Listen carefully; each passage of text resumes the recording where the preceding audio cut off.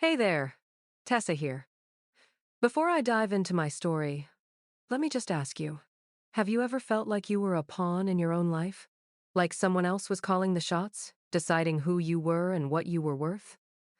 I spent years feeling that way, trying to be the perfect soldier for a man who wasn't the hero I thought he was. My father was a Marine, a lieutenant colonel, and he was my hero. He was the one who personally pinned my lieutenant bars on me, telling me that honor is all we have. That's a lesson that gets seared into you, you know? It's a code, a promise you live by. So, when my cousin Cade, also a Marine, broke into my barracks and assaulted me, leaving me bruised, broken, and bleeding on the floor, all out of jealousy over a medal, I looked to my hero to save me. I mean, wouldn't you? Pause. Look directly at the camera. My expression is a mix of pain and strength, but the hero never came. Instead, what I heard was his voice, ice cold, not speaking to Cade, but to me. You disappointed him, Tessa. Before I tell you my story, please let me know in the comments where you're watching from. And if you've ever felt like you were a sacrifice for your family's honor, please show your support by hitting that like button. It means more than you know. The concrete floor of my barracks room was like a freezer against my cheek. I could taste my own blood, sharp and metallic. A high-pitched ringing echoed in my ears, drowning out everything except my cousin's ragged, heavy breathing. Cade stood over me, his chest heaving. His eyes were wild with a frantic, ugly triumph. He was always like this, a storm of insecurity looking for something to break. Tonight, that something was me. He bent down, but not to help. He picked up a shard of glass from the simple wooden frame that had held the only picture I had of my mom and me. He'd smashed it against the wall. Then he pressed the jagged edge lightly against my cheek. "See this, Tessa?" he hissed, his voice a venomous whisper. "This is where you belong, always beneath me." He wasn't just trying to hurt me physically. He was trying to annihilate me, to grind my mom's memory into the dirt along with my face. "Your mother was a weak woman, just like you." That was the moment the door swung open. A silhouette stood framed in the doorway, crisp and imposing. My father, Lieutenant Colonel Isaac Thorne. For a single, stupid heartbeat, relief flooded through me. He's here. He'll stop this. I tried to push myself up, tried to call out to him, but my broken arm screamed in protest. A grinding crunch of bone that sent a wave of white-hot nausea through me. My vision swam. He stepped into the room, his polished dress shoes clicking with military precision on the linoleum floor. He took in the scene, the overturned furniture, the shattered glass, his daughter bleeding on the ground, and his nephew standing over her like a predator. His face was a mask of stone, not a flicker of shock, not a hint of horror, nothing. My eyes, already swelling shut, pleaded with him. "Help me, Dad. Please." He met my gaze. The silence in the room became absolute, a suffocating vacuum that was heavier than any sound. And in that silence, his words fell, not with the boom of a cannon, but with the chilling precision of a sniper's bullet. "You disappointed him, Tessa." The words hung in the air, colder than the steel of a bayonet. He wasn't speaking to Cade. He was speaking to me. "A real soldier knows when to stand down," my father continued, his voice utterly devoid of emotion. "You pushed him to this. It wasn't just abandonment. It was a verdict. In his court of honor, I was the guilty one. The physical pain from my broken arm, the throbbing in my head, it all faded into a dull, distant hum. This new pain was sharper, deeper. It was the sickening realization that the man I had spent my entire life trying to impress, the hero of my world, was erasing me from my own story right in front of my eyes. The next few minutes were a blur. The military police arrived, their boots heavy on the floor. But the moment they saw the silver eagle on my father's collar, their entire demeanor shifted. I saw the recognition, the deference. They looked at Cade, whose knuckles were still red, then at me, crumpled and broken. A young MP, barely older than me, met my eyes for a split second. I saw a flash of pity there, maybe even disgust at the scene, but it was extinguished as quickly as it appeared. He turned to my father, his posture immediately straightening. "Sir," he said, his voice respectful, "we'll handle this internally." Internally. The word was a death sentence to the truth. It meant a cover-up. It meant reports would be buried and stories would be changed. In that moment, I understood I wasn't just fighting my family. I was fighting an entire system built on rank, reputation, and a code of silence that protected its own above all else. Hours later, I was at Womack Army Medical Center. The sterile white walls and antiseptic smell were a stark contrast to the chaos I'd just been through. A doctor, efficient and detached, set my arm in a cast. He talked about recovery times and physical therapy, but his words felt like they were coming from a million miles away. I was alone, sitting on the edge of the examination table, the paper crinkling beneath me. That's when she came in. She was an older nurse. Her name tag read Carla. Her face was lined with the kind of wrinkles that come from a lifetime of both smiling and worrying. She didn't say much. She just quietly placed a cup of warm water on the small table beside me. The simple gesture felt monumental. As she turned to leave, she paused and placed a gentle, firm hand on my shoulder.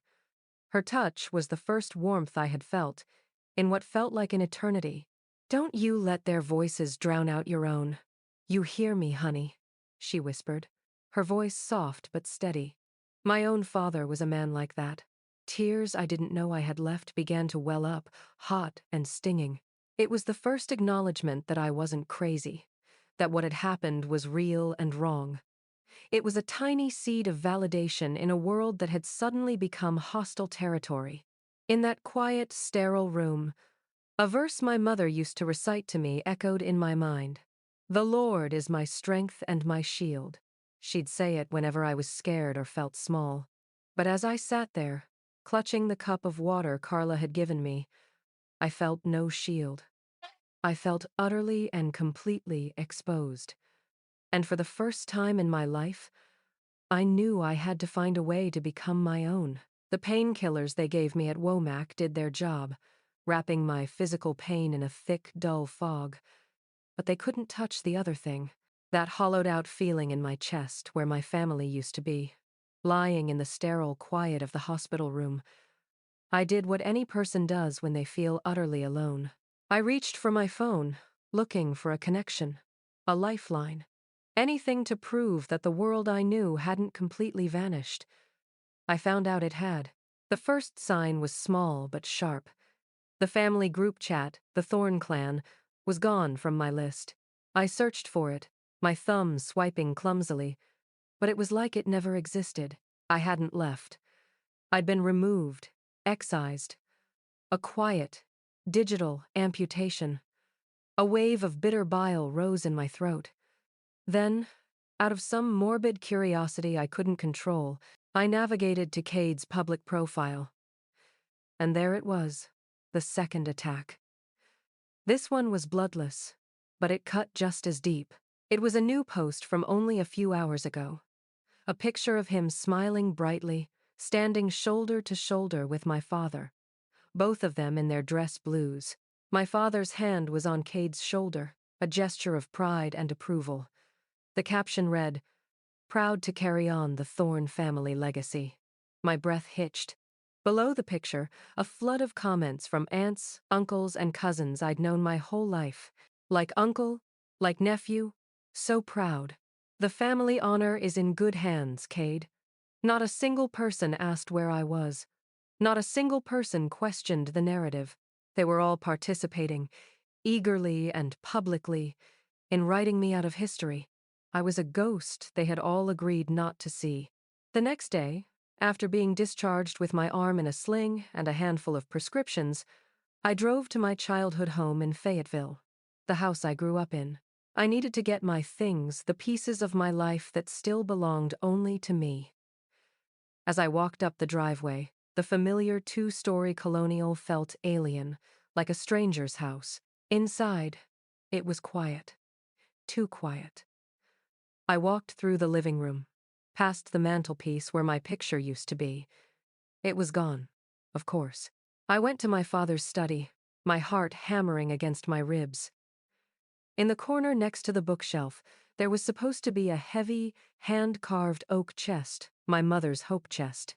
It wasn't for linens or china, it was for memories. Inside was everything that was left of her. Her journals bound in faded leather, stacks of letters tied with ribbon, photographs with soft deckled edges. It was the one sacred thing in our house. It was gone. A cold dread, heavier than any fatigue, settled deep in my bones. I searched the house, a frantic, desperate energy propelling me from room to room. Closets, the attic, the garage, nothing.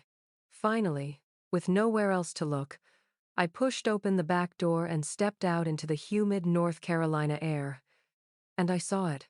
In the far corner of the backyard, next to the overflowing trash and recycling bins, was a blackened, ugly pile. The acrid smell of smoke and damp ash hit me, a scent of absolute loss. I walked towards it slowly, my legs feeling like lead. It was the remains of the oak chest, its metal hinges twisted and warped by heat. They hadn't just burned it. They had thrown it out with the garbage, discarding my mother's entire life like it was nothing more than last night's coffee grounds. This was not an act of passion. This was a purge.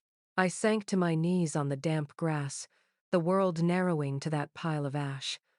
I remembered sitting on the floor with my mom, the scent of cedar rising as she'd opened the chest. She'd show me a letter from my grandmother, her fingers tracing the elegant script.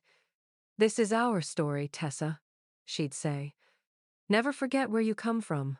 Now all that was left was grit and soot. I plunged my good hand into the pile, the cold, gritty texture coating my skin. I sifted through the remains, hoping for something, anything, to have survived. But there was nothing but black dust and brittle, curled fragments of paper that disintegrated at my touch. "Miss Tessa?" I looked up. Mr. Manuel, the gardener who had tended our yard since I was a little girl, was standing a few feet away, his straw hat held in his hands. His kind, weathered face was etched with a deep sadness. He was a good man, a man who had always had a quiet smile for me. There was no smile today. He wouldn't meet my eyes. He just stared at the pile of ash. "I am so sorry," he said, his voice thick with a grief that wasn't his. "I saw him. I didn't have to ask who. It was yesterday morning," he continued, his gaze fixed on a distant tree. "Your father, Lieutenant Colonel Thorne. He carried the box out here himself." He took a shaky breath. He did not light the match. He made the boy do it. "The boy! Cade!" He just stood there and watched. "Mr. Manuel whispered. He told him, 'Burn it all. We need to clean up the past. Clean up the past.'" The words echoed the cold emptiness in my chest. My mother, our memories, our story. To my father, it was all just dirt that needed to be swept away to preserve his perfect, polished image. Mr. Manuel's words were the final nail, confirming that this wasn't just Cade's jealous rage. This was a calculated execution, and my father was the one who had given the order. After Mr. Manuel left, offering me a silent, heartbroken nod, I stayed there, kneeling before the grave of my mother's memory. I don't know for how long. The sun began to set, casting long shadows across the yard. With one last desperate hope, I sifted through the cold ashes again. My fingers brushed against something with a different texture. It wasn't the brittle char of paper, but something thicker, more resilient. Carefully, I pulled it out. It was a small note card, maybe 4 by 6 inches. The edges were blackened and curled, but the center somehow was preserved. And on it, in my mother's beautiful flowing handwriting, was a quote she must have copied down. "Vulnerability is not weakness. It's our greatest measure of courage. Brené Brown. I stared at the words, reading them over and over. The tears that had been blurring my vision finally stopped. The fire in the backyard had been put out, but a different kind of fire was starting to burn inside of me. A cold, controlled flame. They thought that by burning these letters, these pictures, these memories, they would break me. They thought they could turn my past to ash and leave me with nothing. But they were wrong. They had left me one thing. They had left me the truth. Clutching that small, fire-scarred piece of paper in my hand, I looked at the ruins of my mother's life. "You want to clean up the past?" I whispered to the silent, empty yard. "I will be the past you can never bury. Grief is a luxury. Anger is a fuel. But I was a Marine, and I knew that an uncontrolled fire burns itself out, leaving nothing but more ash. The cold resolve I felt kneeling in my mother's desecrated memories wasn't anger. It was something else. It was clarity. There was a quote from General James Mattis that we studied at Quantico. "Be polite, be professional, but have a plan to kill everyone you meet." I had always understood it in the context of combat, but now, sitting in a cheap motel room off the highway, I saw it differently. My war wasn't in Syria anymore. It was here, in Fayetteville, and my plan wouldn't involve a single bullet. It would be fought with truth. Politeness and professionalism would be my camouflage, and my objective wasn't to kill, but to dismantle. To systematically take apart the lies my father had built, piece by piece, until the entire rotten structure collapsed. My first objective was to secure my assets. The first and most vital asset was Nurse Carla. I drove back to Womack, not through the emergency entrance this time, but through the main doors. I found her on her break in the hospital cafeteria, stirring a cup of coffee.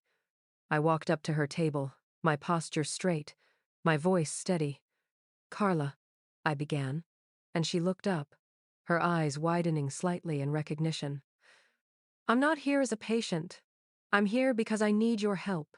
I saw the flicker of hesitation in her eyes, the professional caution that comes with a 30-year career. A hospital is a political place, and the military is even more so. She knew who my father was. Helping me was a risk. "I need a witness," I said quietly, sitting down opposite her. "I need someone to testify officially to the state I was in when I was admitted. The bruises, the fracture, the lacerations." She looked down at her coffee, stirring it slowly.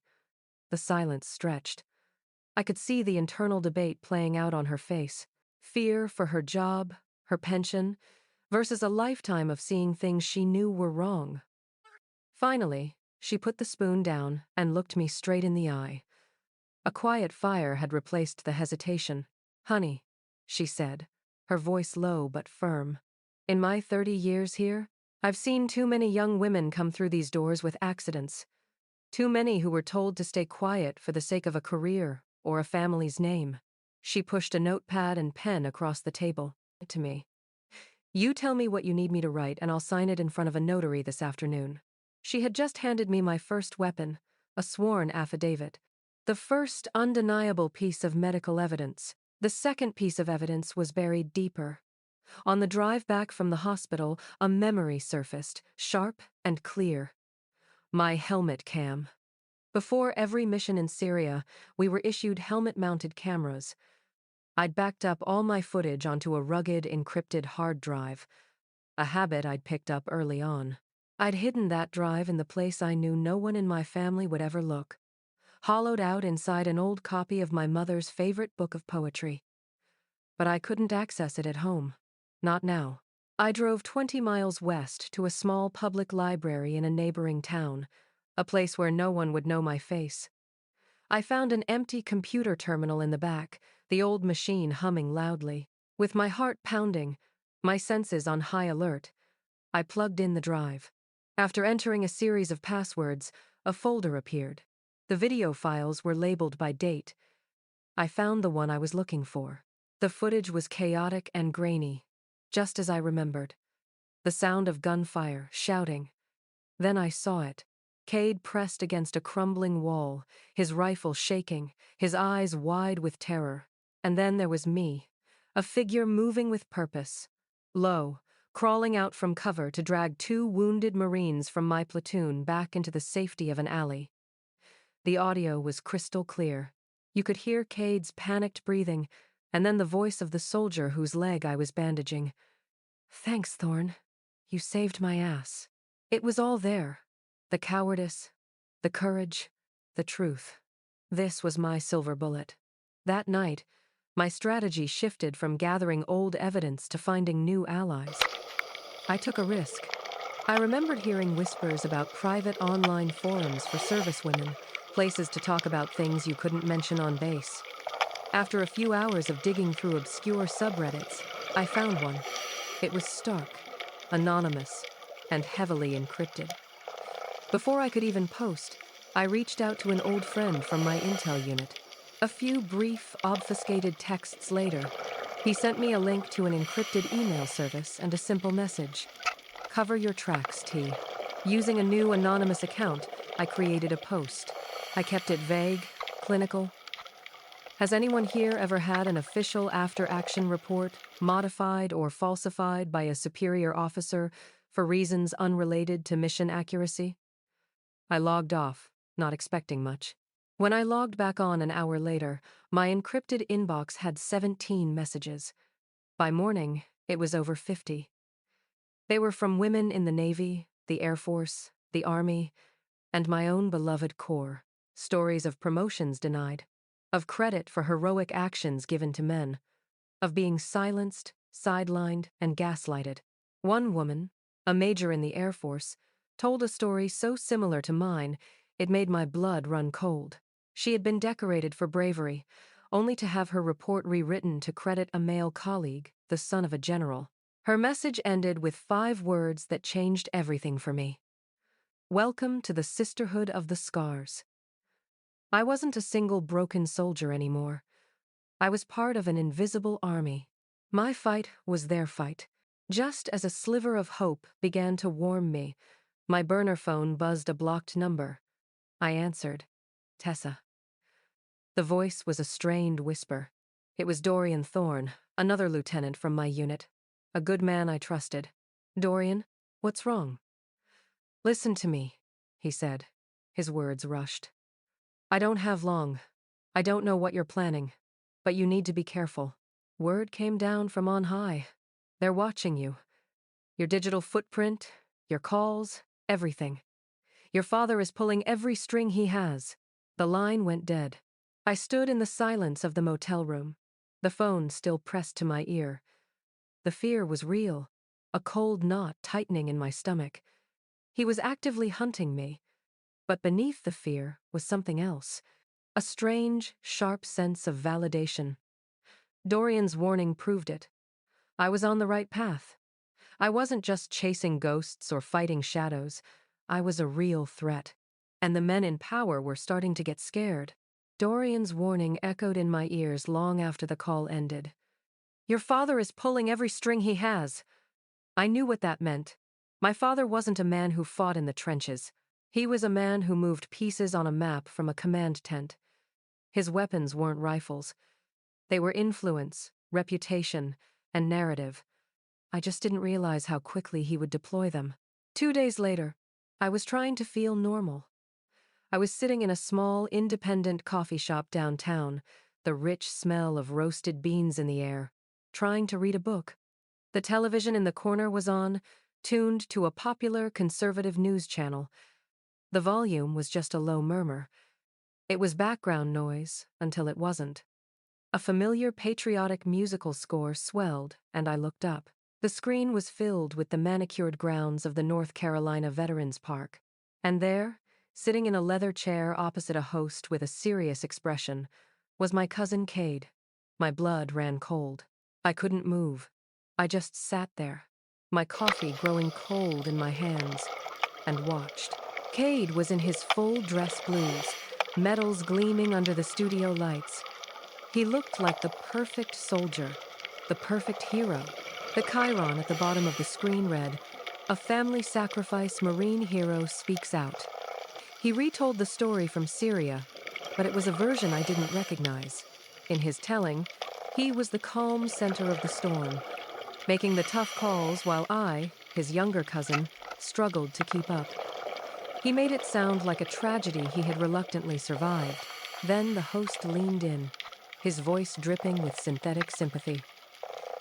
There have been some difficult rumors, Captain Thorne, about your cousin, Lieutenant Cohen. Can you tell us how she's doing? Cade's face transformed. He looked down, shaking his head slowly, the very picture of reluctant sorrow. I love my cousin, he said, his voice thick with practiced emotion. I truly do, but the pressures of combat, they affect people in different ways. He looked up, directly into the camera. She's a good soldier, but she's not stable right now. She's a danger to herself and to the people around her. He'd done it, in front of millions of people. He had taken my trauma, my uniform, my service, and twisted it into a diagnosis. He hadn't just stolen my story. He'd branded me as a mentally unstable veteran, a walking, talking, ticking time bomb of PTSD. It was brilliant, and it was pure evil. I sat there frozen, watching them cut to a commercial for a pickup truck. I wasn't angry. Not yet. I was a soldier watching an enemy propaganda film. I was analyzing its effectiveness, its target audience, its cold, calculated cruelty. The real-world consequences came faster than I could have imagined. The next afternoon, I had to get groceries. I put on a baseball cap, pulled it down low, and went to the local Harris Teeter. But in a military town like Fayetteville, my face was now infamous. It started with the whispers, a low murmur that followed me down the cereal aisle. Then came the stares, a mixture of pity and contempt. I kept my eyes fixed on my shopping list, my knuckles white as I gripped the cart. Finally, as I was waiting in the checkout line, a woman stepped out from the line next to me. She was older, with a crisp haircut and a gold eagle pin on her lapel, the kind military spouses often wore. She stood directly in front of me, blocking my path. Her eyes were hard. "You should be ashamed of yourself," she said, her voice loud enough for everyone around us to hear, making a mockery of the uniform. "My husband served for 30 years. People like you spit on the honor of real soldiers." The cashier stopped scanning. The person behind me took a step back. Every eye was on me. In that moment, I wasn't a decorated Marine lieutenant. I was a pariah. I felt the heat rise in my cheeks, a burning wave of humiliation. I didn't say a word. I just looked at her, holding her gaze until she finally, uncomfortably, looked away. I paid for my groceries in absolute silence and walked out, the weight of 100 accusing stares on my back. The isolation was no longer a feeling. It was a physical wall pressing in on me from all sides. That night, back in the suffocating silence of my motel room, I was at my lowest point. They were winning. Their story, the better, simpler story, was taking hold. My truth was buried under an avalanche of lies. It was then that I saw the notification on my encrypted email client, a new message. It was from a name I recognized instantly: Anya Sharma. She was a legendary investigative journalist, a Pulitzer finalist known for exposing corruption and abuse within the military establishment. She was the person the Pentagon feared most. My fingers trembled as I opened the message. It was short and direct. "Lieutenant Cohen, I've been following the story being told about you in the media. I don't buy their version of events. My sources tell me there's more to it. If you have proof, I am prepared to listen.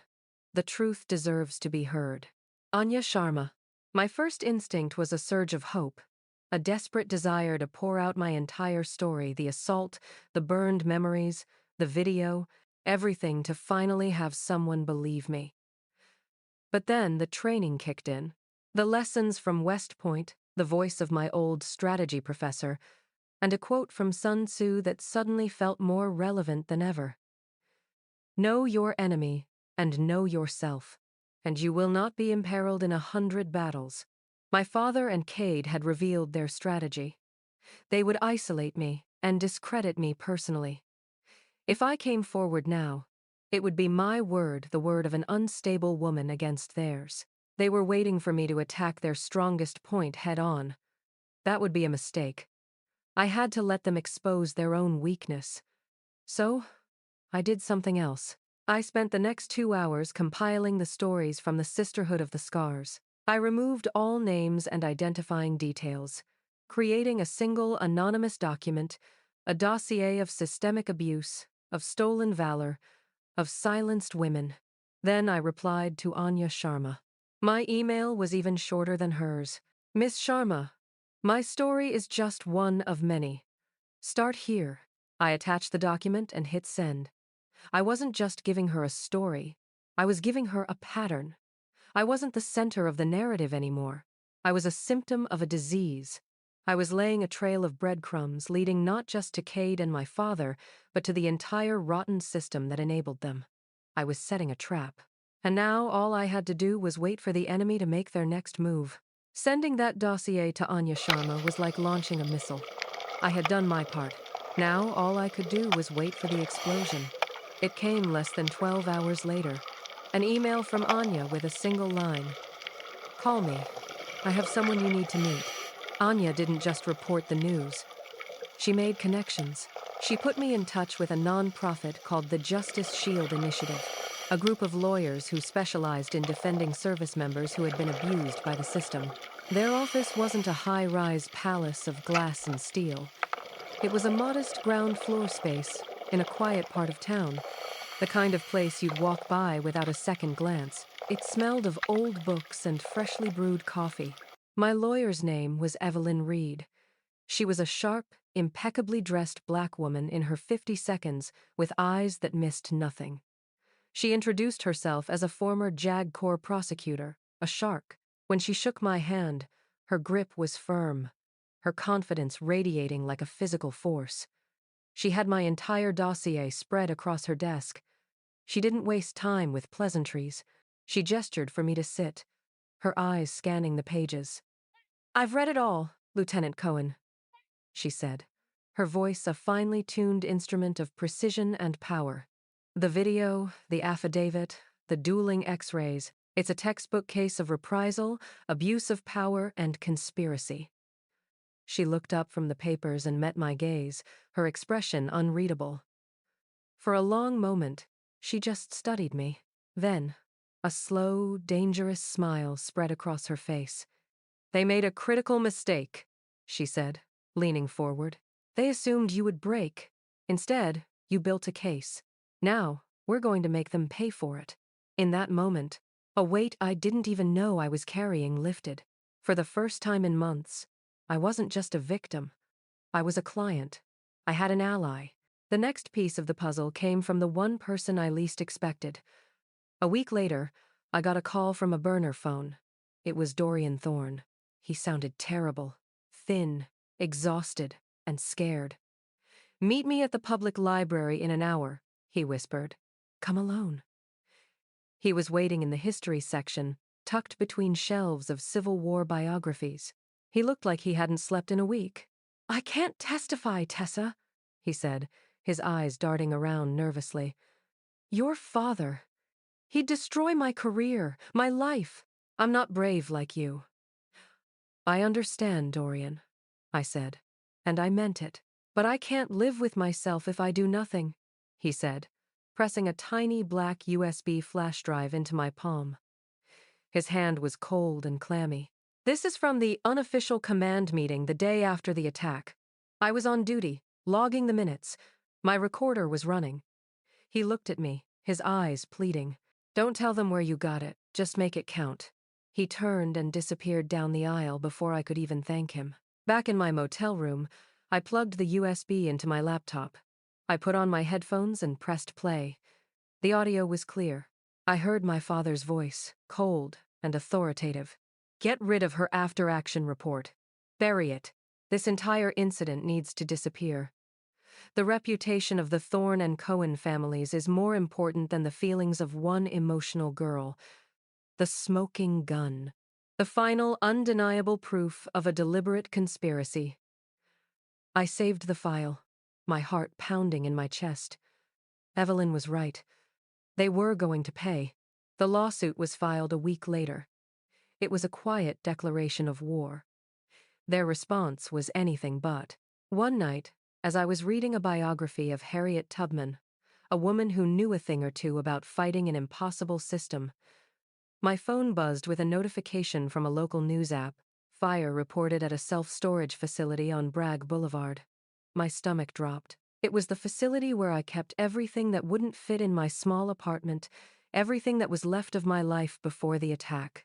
I drove there, seeing the flashing red and blue lights from miles away. The fire was out by the time I arrived, but the damage was absolute. My unit was a blackened, smoldering ruin. Firefighters were hosing down the last of the embers. They had torched it all. My old uniforms, my books, my photo albums, and my medals, my Purple Heart, my Bronze Star, every commendation I had ever earned. They were trying to erase every last physical trace of my service, of my honor. I stood there breathing in the acrid smell of smoke and wet ash, and felt nothing, no tears, no anger, just a profound, empty calm. They had taken everything, and in doing so, they had left me with nothing left to lose. I walked over to the steaming wreckage and sifted through the debris with the toe of my boot. I saw a glint of metal. I reached down and picked it up. It was a lump of melted bronze, twisted and warped by the heat. Once part of a metal, it was ugly and scarred. It was perfect. The next day, I found a small, dusty jewelry shop downtown, the kind of old place that's been there forever. The owner was a man in his 60 seconds, with a kind face, a prosthetic leg, and a faded 101st Airborne tattoo, an Afghanistan vet. I placed the lump of metal on his counter. "Can you fix this?" I asked, my voice gentle. "No," I said, meeting his gaze. "I don't want you to fix it. I want you to reforge it, not into anything perfect. I want it to keep the scars." He picked it up, turning it over in his calloused fingers. He understood. He didn't need me to explain. He was a soldier. He knew what scars meant. A few days later, he gave it back to me. It was no longer a shapeless lump. He had hammered and polished it into a small, simple pendant hung on a plain silver chain. It wasn't shiny. The surface was still rough, uneven, scarred by the fire. It wasn't a medal issued by the United States Marine Corps anymore. It was mine, and I would wear it on the day I went to court. The morning of the trial, I stood before the mirror in my small motel room. I wasn't wearing my uniform. I was in a simple, dark gray suit professional civilian. Around my neck, resting against my skin, was the pendant. I closed my hand around the scarred, reforged metal. It felt warm, like it still held a memory of the fire. I thought of the phoenix, the mythical bird that rises from its own ashes, reborn and stronger than before. That's why I was here. Not for revenge, for rebirth. The Cumberland County Courthouse was an old, imposing brick building that tried to project an aura of timeless justice. Inside, the air was tense, thick with anticipation. I saw my father, Lieutenant Colonel Isaac Thorne, sitting in the front row behind Cade's legal team. He was the picture of military composure, his back ramrod straight, his expression a mask of calm confidence. He was a king in his court, certain of the outcome. The first part of the day was a blur of legal maneuvering. Cade's lawyer was slick, painting a picture of my cousin as a decorated war hero, a devoted family man being harassed by his unstable, jealous younger cousin. Then Cade took the witness stand. He was brilliant. I had to give him that.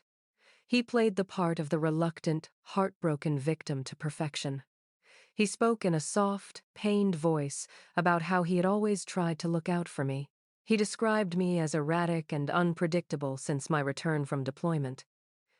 "She always had a competitive streak," Cade said, looking at the jury with sad, soulful eyes. "When I was recognized for my service, she couldn't handle it," she snapped. He described the night of the attack as an episode of my own making. He claimed I had been drinking, that I had lunged at him in a fit of rage, and that I must have broken my own arm when I fell. He was calm. He was convincing. He was utterly believable. His lawyer then presented the falsified medical records as Exhibit A. As you can see from the date on this official Army medical document, the lawyer boomed. Lieutenant Cohen's injury occurred a full 6 months before the alleged incident with my client. This is a pattern of instability. I watched the faces of the jury. I could see the doubt creeping in. My father sat there unmoved, a faint, almost imperceptible smirk on his lips. He thought he had won. They both did.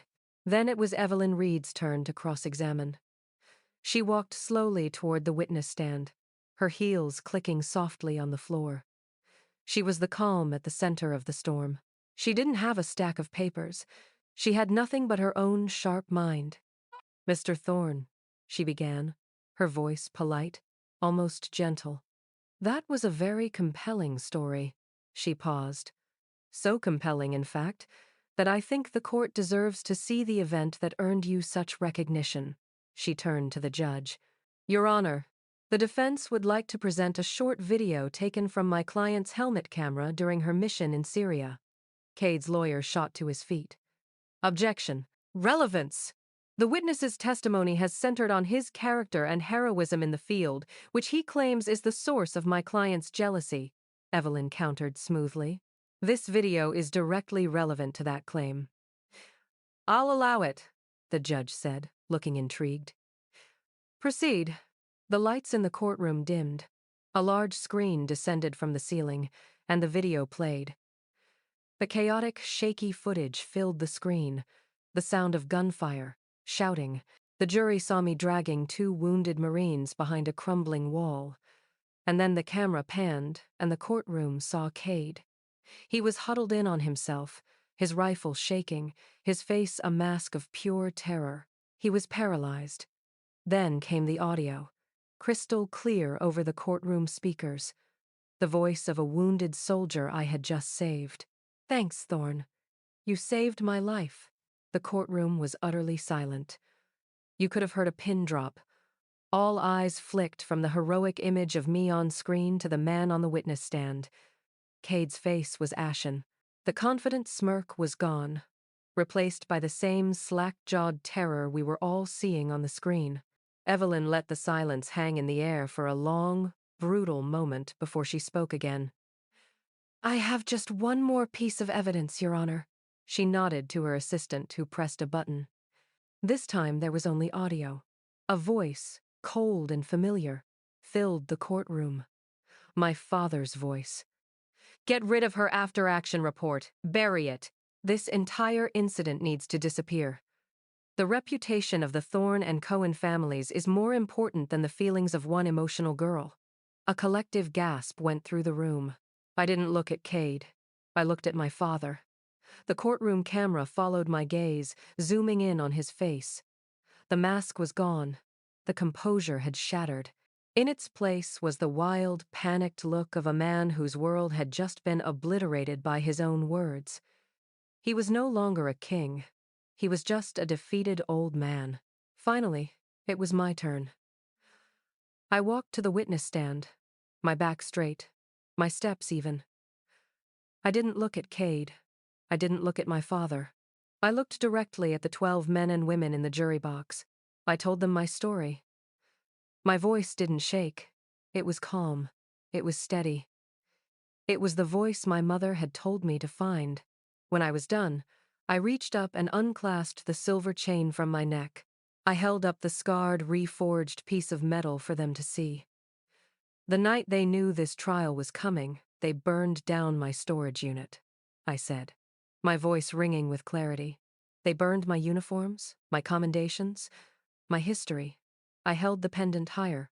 They burned my medals, but they could not burn my honor. They tried to erase me, but they only made me stronger." Then, for the first time, I turned my head. I looked away from the jury and directly at the man in the front row, the man whose approval I had spent my entire life trying to earn. I let him see the finality in my eyes, and I spoke my last words to the court. "That man," I said, my voice clear and cold as ice. Lieutenant Colonel Isaac Thorne is no longer my father. The judge's gavel came down with a final decisive crack. The sound echoed in the suddenly silent courtroom, a punctuation mark at the end of the war. Victory doesn't feel the way you see in the movies. There's no swell of triumphant music. There's no slow-motion embrace. There's just a hollow silence. The adrenaline that had been coursing through my veins for months vanished, and in its place was an exhaustion so profound it felt like it went down to my bones. The verdict was read.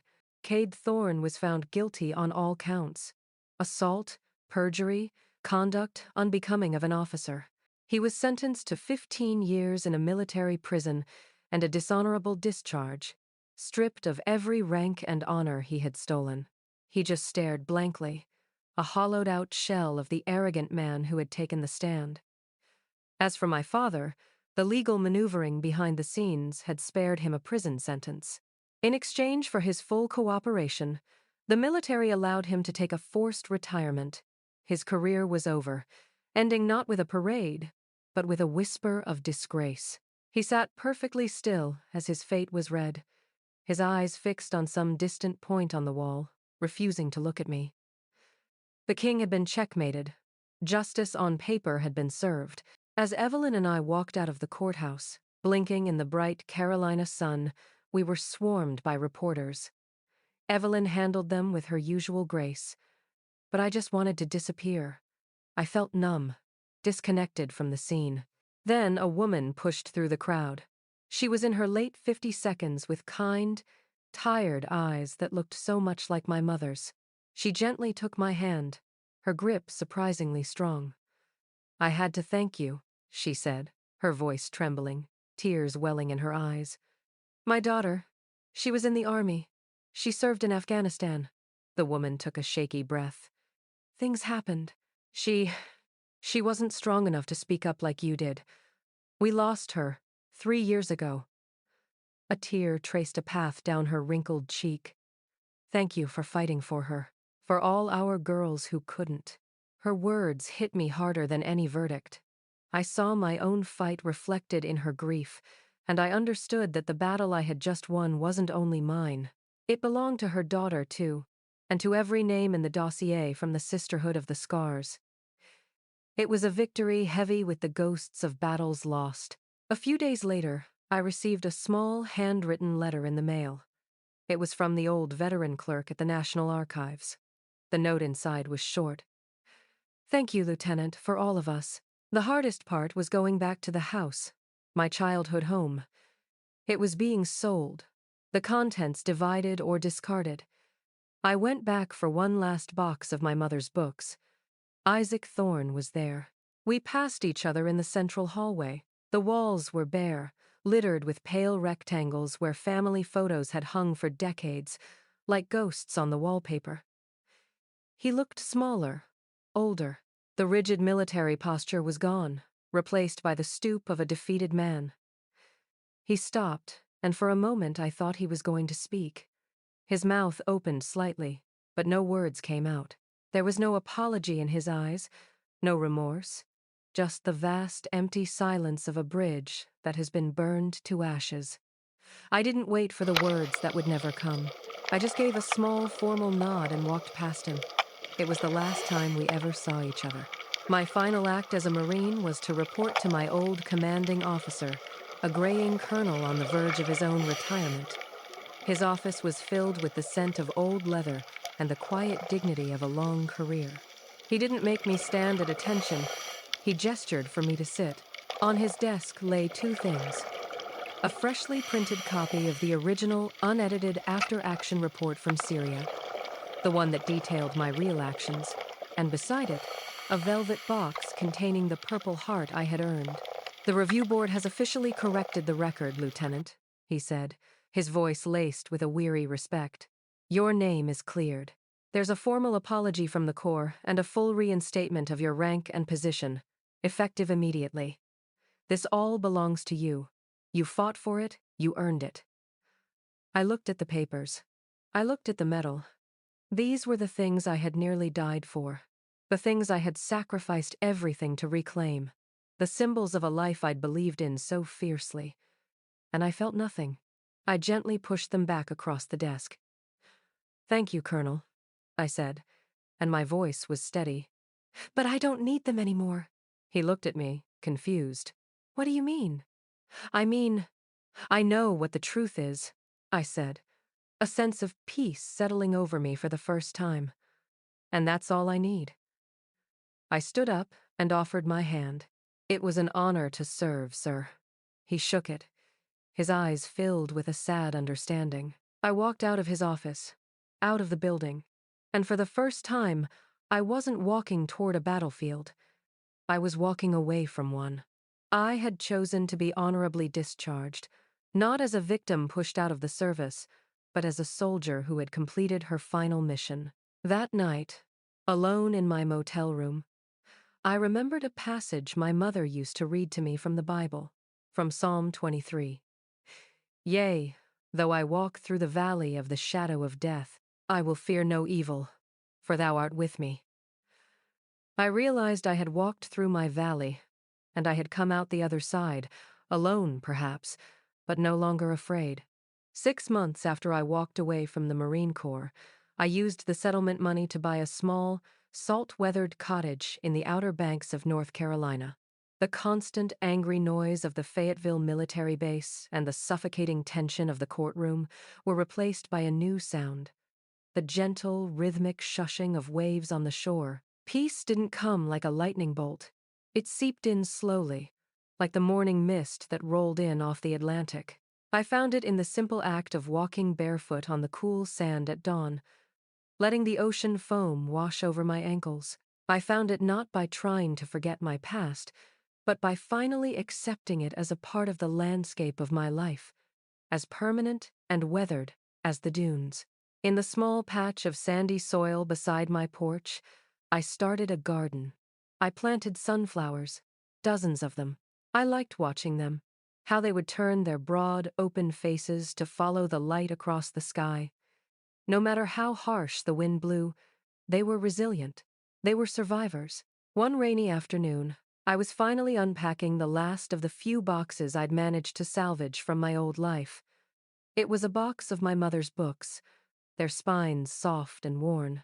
As I lifted out an old copy of To Kill a Mockingbird, I felt a slight shift in the bottom of the box, a false bottom. My fingers trembled as I pried it open. Tucked inside was a hidden compartment, and in it a single sealed envelope, overlooked by my father and Cade in their haste to purge the past. My mother's elegant handwriting was on the front, "For my Tessa." I sat on the floor, the sound of the rain drumming on the roof, and opened the last letter my mother ever wrote me. "My dearest daughter," it began. "If you are reading this, it means I am gone, but my love for you is not. I'm writing this because I know the world you are walking into. It is a world of men, of honor defined by their rules. There will be times when that world will try to extinguish your voice. It will tell you to be quiet for the sake of family, for the sake of honor. It will tell you that your truth is an inconvenience. But I want you to know this. True honor lives in the truth, your truth. It is the most powerful thing you will ever own. So please, my darling girl, use your voice. Be the fire I was never brave enough to become. Know that wherever I am so, so proud of you." Tears I didn't know I still had streamed down my face, dripping onto the page. It wasn't a cry of grief. It was a cry of release. For my entire life, I had been fighting to live up to my father's definition of honor. But here, in her final words, my mother had given me my own. It was the last piece of absolution, the final permission I needed to truly begin to heal. A few weeks later, I started volunteering at a local veterans outreach center. It was a humble place, run on donations and strong coffee. I didn't want to be a counselor or a teacher. I just wanted to listen. So, with the center's blessing, I started a small, informal gathering every Tuesday night, a support group for female vets. The first night, only 3 women showed up. We sat in a circle on mismatched folding chairs under the hum of a fluorescent light. I'd made a fresh pot of coffee. For a long time, we just sat in silence, the comfortable silence of people who don't need to explain their scars. Then, to break the ice, I told my story. Not the clipped, factual version I'd presented in court, but the whole messy, painful truth. I spoke of the attack, of the betrayal, of the ashes of my mother's memories, and of the long walk through the valley of the shadow. When I finished, the room was quiet. A young woman across from me, a former army medic barely in her 20 seconds, was crying silently. She looked up, her eyes meeting mine, and she whispered two words that changed everything. Me, too. And just like that, the circle was complete. The Sisterhood of the Scars had been reborn. Not in the anonymous darkness of the internet, but here in the warm, imperfect light of a community center. My legacy, I realized, was not in the medals I had won or the enemies I had defeated on the battlefield. It was here. It was in creating a space where another woman could feel safe enough to say those two words and to be heard. It was in turning my pain into a bridge for someone else to walk across. The story ends here, but my life did not. I'm still living in that cottage by the sea. The sunflowers in my garden are now taller than I am. The reforged pendant doesn't hang around my neck anymore. I hung it on a hook on my front porch right by the door. It's not a weapon now. It's a wind chime. Some mornings the rising sun hits it just right, and it catches the light, scattering fractured rainbows across my doorstep. It reminds me that even scarred things can make something beautiful. I'm no longer Lieutenant Cohen, the soldier who fought a war. I'm just Tessa, the woman who is healing. Sometimes, when the ocean breeze blows just right, I stand on my porch and whisper to the wind as if I'm talking to my mother. "I'm using my voice, Mom," I say, a quiet smile on my face. I'm using it because justice wasn't the end of my story. It was just the beginning. My story found its beginning when I decided to use my voice. Maybe you have a story that's waiting for its beginning, too. It doesn't have to be a shout. It can start with a whisper. Thank you for listening to my journey today. If it resonated with you in any way, I hope you'll consider subscribing to this channel where we share stories that remind us we are not alone.